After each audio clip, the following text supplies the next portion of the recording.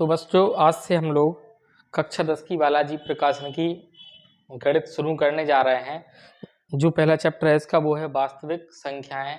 लेकिन हम उसके पहले संख्याओं के बारे में जान लेंगे कि संख्याएं होती क्या हैं और कितने प्रकार की होती हैं।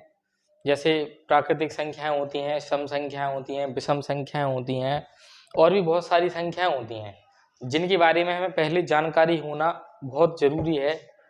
उनको जान लेंगे, उसके बाद हम फिर अपने जो पहली एक्सरसाइज है वास्तविक संख्याएं उसको स्टार्ट करेंगे।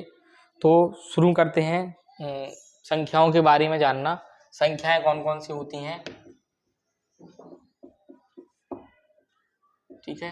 तो संख्याएं पहले नंबर पे आएंगी हमारी प्राकृतिक संख्याएं। प्राकृतिक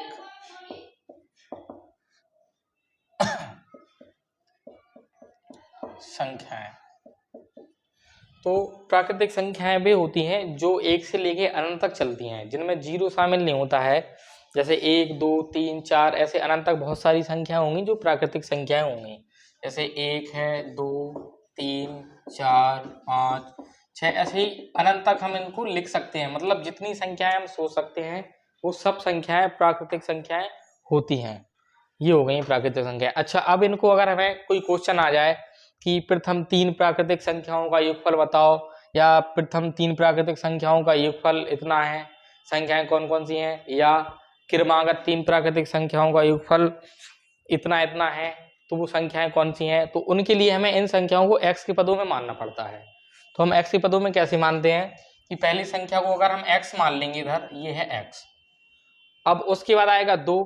अब ये x का मान इधर 1 हो गया है, 1 है x का मान, और एक में x मतलब 1 में हम कितना और जोड़ देंगे कि 2 आ जाएगा, तो इसमें हम 1 और जोड़ देंगे। मतलब x का मान तो 1 है ही, 1 में 1 और जोड़ दिया तो 2 आ गया। ऐसे ही इस 3 को लिखने के लिए x का मान 1 है, लेकिन 1 में और कितना जोड़ना पड़ेगा, 2, तो ये 3 के लिए हो जाएगा x + 2। ऐसे ही 4 के लिए x का मान तो 1 है ही, 1 में 3 और ऐड कर देंगे तो ये 4 के लिए आ जाएगा। तो ये होती है x के पदों में, x के पदों में प्राकृतिक संख्याएं, ये होती हैं हमारी x, x + 1, x + 2, x + 3 dot dot dot ऐसे अनंत तक इनको लिख सकते हैं। तो ये हो गई हमारी प्राकृतिक संख्याएं। दूसरे नंबर पर आती हैं हमारी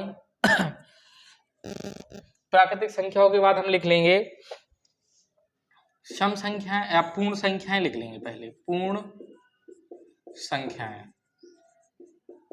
पूर्ण संख्याएं क्या होती हैं? पूर्ण संख्या में प्राकृतिक संख्याएं ये होती हैं, लेकिन पूर्ण संख्या में जीरो भी शामिल हो जाता है। तो जीरो भी अगर इनमें आ जाएगा तो वो पूर्ण संख्या बन जाएंगी। जैसे जीरो और लिख दो बस, 0 1 2 3 4 5 ऐसे डॉट डॉट डॉट अनंत तक चलती हैं, इनको बोलते हैं हम पूर्ण संख्याएं। अच्छा, इन पे आधारित क्वेश्चन नहीं आएगा जैसे प्रथम 4 पूर्णांकों का योगफल इतना है, पूर्ण संख्याओं का योगफल, ये नहीं आएगा। पूर्णांक का आ सकता है, पूर्ण संख्याओं का नहीं आएगा। तो इनको लेकिन इतना ही। लेकिन इसमें एक और होती है जानने वाली बात, उसको हम जानेंगे। क्या होता है कि जो प्राकृतिक संख्याएं हैं वो पूर्ण संख्याओं में हमें सब दिख रही हैं। जैसे हम बोल सकते हैं किसी क्वेश्चन में कि क्या प्रत्येक प्राकृतिक संख्या पूर्ण संख्या होती है, तो प्रत्येक प्राकृतिक संख्याएं जो 1 से अनंत तक हैं वो हमें पूर्ण संख्या में दिखेंगी, क्योंकि जीरो है वो तो है ही, लेकिन 1 से अनंत तक इसमें प्राकृतिक संख्याएं भी हैं।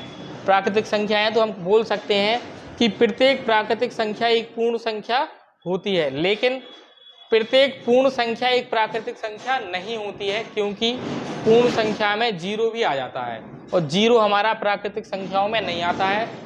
तो हम इसमें ये कह सकते हैं कि प्रत्येक पूर्ण संख्या एक प्राकृतिक संख्या नहीं होती है, लेकिन प्रत्येक प्राकृतिक संख्या एक पूर्ण संख्या होती है।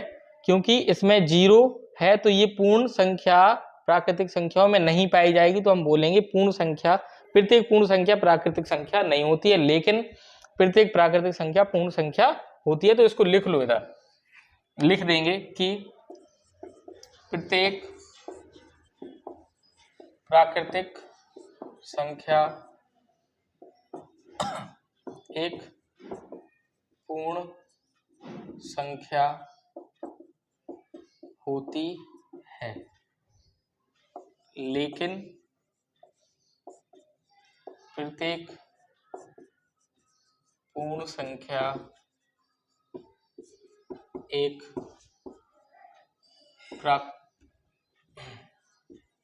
प्राकृतिक,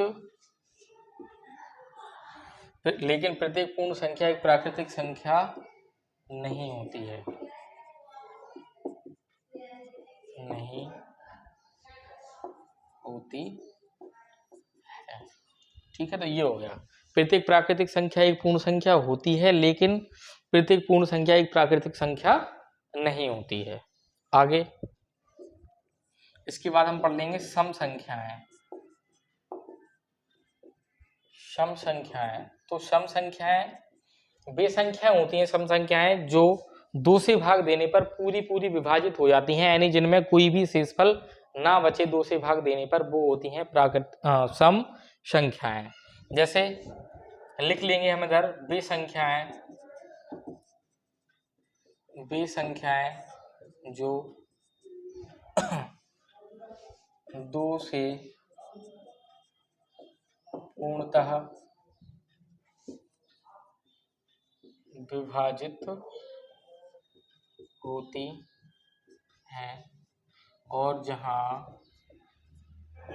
शेषफल बराबर 0 आ जाएगा। कब? जब हम दो से भाग देंगे किसी भी संख्या में तो उसमें शेषफल 0 आ जाएगा। और इनमें इकाई का अंक कितना होगा? इकाई का अंक किसी भी संख्या का इकाई का अंक हो सकता है 2, 4, 6, 8 और 0 भी हो सकता है। ऐसी संख्या है, जैसे संख्या लिख लो, ये संख्या हो गई है, इसमें इकाई का अंक 6 है तो ये सम संख्या हो जाएगी। इसमें इकाई का अंक 8 है, ये भी सम संख्या हो जाएगी। कितनी भी बड़ी संख्या हो, बस उसका इकाई का अंक देख लेना। अगर उनका इकाई का अंक इन संख्याओं में से मिलेगा तो वो सम संख्या होगी, नहीं तो नहीं होगी सम संख्या। ठीक है, तो ये हो गई हमारी सम संख्याएं। अब इसके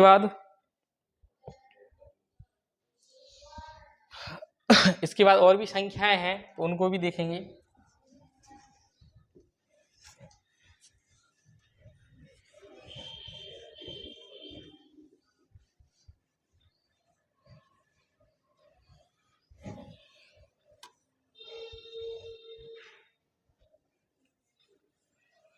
तो सम संख्या के बाद आती है विषम संख्या।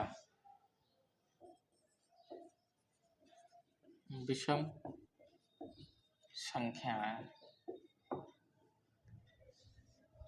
विषम संख्याएं, तो विषम संख्याएं होती हैं वे संख्याएं जो दो से पूर्णतः विभाजित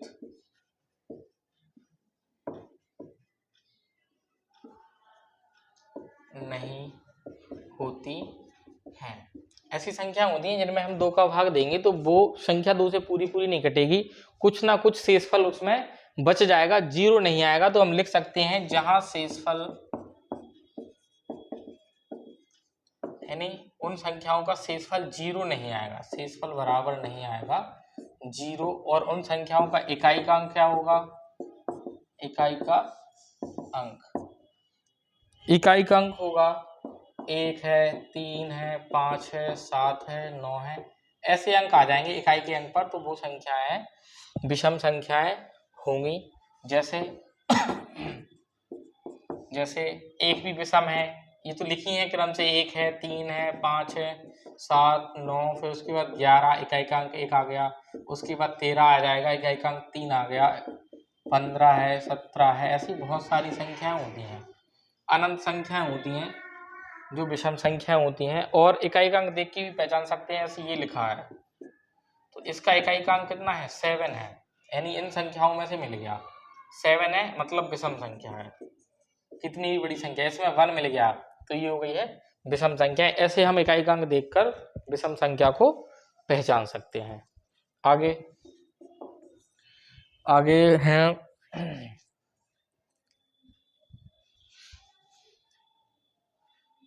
भाज्य संख्याएं।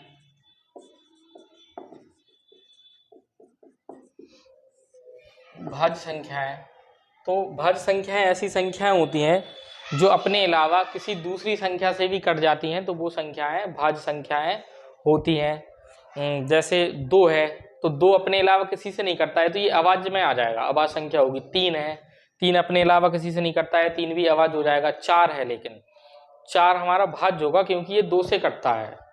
और उसके बाद 5 है, अभाज्य में आ जाएगा क्योंकि किसी से नहीं कटेगा। जैसे 6 है तो 6 3 से भी कटता है और 2 से भी कटता है, तो ये भाज्य में आ जाएगा। ऐसी बहुत सारी संख्या होती हैं, जैसे सबसे छोटी भाज्य संख्या 4 ही होती है। 4 के बाद फिर ऐसी कौन सी संख्या है जो दूसरी संख्या से कटेगी? 5 नहीं कटेगा, 6 कट जाएगा, 7 नहीं कटेगा, 8 कट जाएगा, 9 कट जाएगा, 3 से कटता है। इसमें हमें ये नहीं देखना है कि ये विषम है कि सम, उससे मतलब नहीं है। भाज्य संख्या मतलब किसी और संख्या से कटेगी। 3 कटता है, 10 भी कटता है, 2 से भी, 5 से। 11 नहीं कटेगा, 12 कट जाएगा, 2 से कट जाएगा, 3 से कट जाएगा, 4 से कट जाएगा, 6 से कट जाएगा, तो ये भाज्य में आ जाएगा। 14 है, 7 से कटता है, 2 से कटता है, 15 है। ऐसी बहुत सारी संख्याएं होती हैं, बहुत सारी अनंत संख्याएं होती हैं जो अपने अलावा किसी दूसरी संख्या से भी विभाजित होती हैं, तो वो भाज्य संख्याएं कहलाती हैं। उसके बाद अभाज्य संख्याएं। अभाज्य संख्याएं ऐसी इनकी विपरीत है। अभाज्य संख्या, इसके पहले इसकी भाषा और लिख लेंगे। भाज्य संख्या में क्या होता है? वे संख्याएं जो अपने के अलावा किसी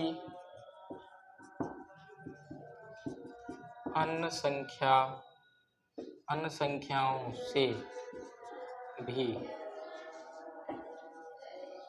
विभाजित होती हैं। तो वे संख्याएं जो अपने अलावा किसी अन्य संख्याओं से भी विभाजित होती हैं भाज्य संख्याएं कहलाती हैं। जैसे ये हो गया, तो ये इकाई का अंक देख के हम बता सकते हैं कि ये संख्या 2 से जरूर कटेगी, मतलब ये भाज्य संख्या होगी। ये संख्या है, इकाई का अंक 0 है, मतलब ये संख्या 5 से जरूर कटेगी। विभाज्यता के नियम पढ़े होंगे तो उससे पता चल जाएगा। तो ये संख्या 5 से कटेगी, मतलब ये भी भाज्य संख्या में आएगी। ऐसे हम पहचान सकते हैं। आगे है अभाज्य संख्याएं।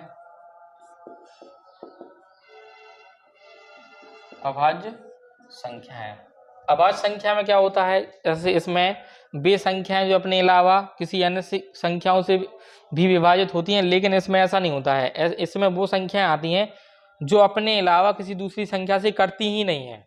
जैसे 2 हो गया। अब अभाज्य संख्याएं, तो भाज्य तो हो ही गया था। अभाज्य संख्याओं में ऐसी संख्या होती हैं जो अपने अलावा किसी से कटती नहीं है, वो अभाज्य संख्या में आती हैं। जैसे 2 हो गया, तो 2 अपने अलावा किसी से नहीं कटता है, अभाज्य संख्या में आ जाएगा। और उसके बाद 3 है, 3 भी किसी से नहीं कटता है, वो भी अभाज्य संख्या में आ जाएगा। 4 तो भाज्य में आ ही गया क्योंकि 4 तो 2 से कटता ही है। तो अभाज्य संख्याएं वे संख्याएं होती हैं जो अपने अलावा किसी और से नहीं कटती हैं। जैसे सबसे छोटी अभाज्य संख्या भी 2 ही होती है, सबसे छोटी अभाज्य संख्या 2 होती है। उसके बाद 3 अपने अलावा किसी से नहीं कटता है, 5 भी किसी से नहीं कटता है अपने अलावा, ये अभाज्य संख्या में आ जाएगा। और इसके बाद 6 तो है ही भाज्य में क्योंकि ये 3 से भी कटता है, 2 से। 7 हो गया, 7 किसी से भी नहीं कटता है अपने अलावा, 7 अभाज्य संख्याओं में आ जाएगा, ये अभाज्य संख्या में आ गया। उसके बाद 8 होता है भाज्य क्योंकि 4 से कटता है, 2 से कटता है। 9 भी 3 से कटता है, भाज्य हो जाएगा। 10 भी कटता है, भाज्य हो जाएगा, लेकिन 11 किसी से नहीं कटता है, ये अभाज्य में आ जाएगा। ऐसी बहुत सारी संख्याएं होती हैं, जैसे 13 हो गया, 17 हो गया, 19 हो गया, 23 हो गया। उसके बाद बहुत सारी संख्याएं होती हैं ऐसी जो अभाज्य संख्याएं होती हैं। तो इसमें हम लिखेंगे वे संख्याएं जो अपने अलावा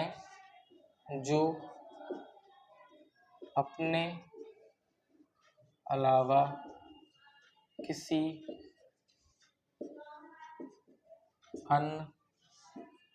अन्य संख्या से विभाजित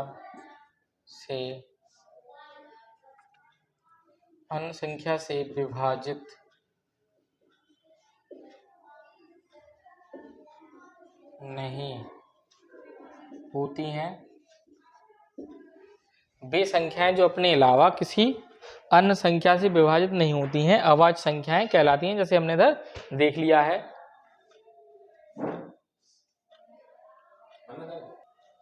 तो बच्चों आज के लेक्चर में बस इतना ही। अवश्य संख्या था, अब आगे जो भी संख्या है उनको हम कल अगले लेक्चर में डिस्कस करेंगे, जो भी आगे संख्याएं हैं।